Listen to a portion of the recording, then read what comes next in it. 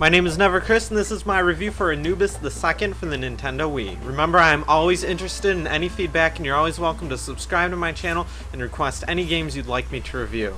For a while, America was safe. Like the virus in 28 Days Later, Data Design Interactive was pumping out turds for the PS2 in the UK, but due to Sony's approval policies, these games never came out in the US. Now, with Nintendo's new policy of believing that anything that graces the system is automatically bucket loads of brainwashing fun, the floodgate has been released and the rest of the world now gets the ability to experience DDI's awful library. Now let me give you the facts straight. You're some kind of hound pharaoh back in ancient Egypt and you're a little pissed off. Random pieces of garbled ass nuggets have been littered across the land, and it's your job to collect them all in order to restore order to your people. Well, maybe. Actually, I made most of that up, but your guess is as good as mine. It's not like this game actually fills you in any sort of way. Anubis II looks like a blurry and muddy piece of hell. The character animations and blocky designs look like first generation PlayStation 1 tripe. The enemies look like 4-polygon based blobs. In fact, some of them are just that. I can't tell what the hell some of these creatures are. Okay, let me spell this out clearly. This game sucks my nuts 2 ways till Tuesday. The controls in this game were designed by Satan himself.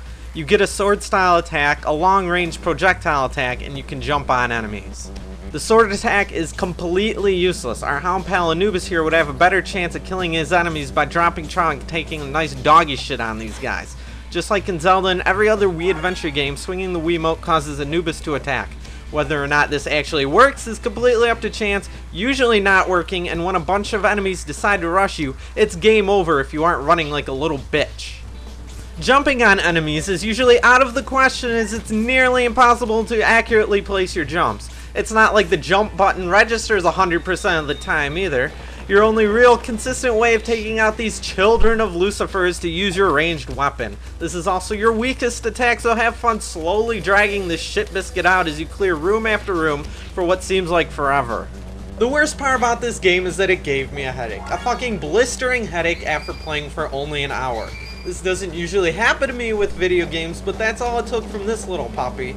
The camera sure didn't help either, which barely worked and required a tedious amount of manual readjustment every 5 seconds. No joke, this game has one of the worst cameras I've ever used in a 3D video game.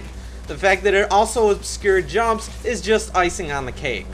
Oh god, the jumps. This game is a platforming nightmare. Anubis has got lead feet, and with such a dull game, such frustrating platforming sections are just way too much. I really hate this game.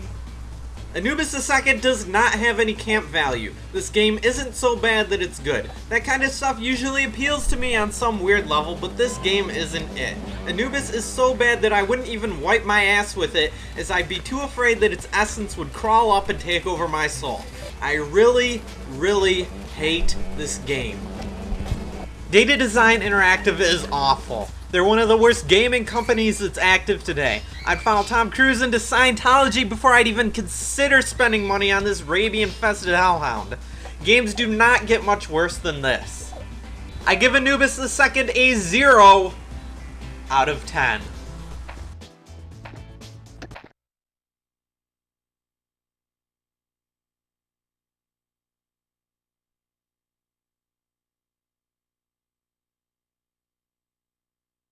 This game needs a fucking bark button. Haven't we learned anything from Okami?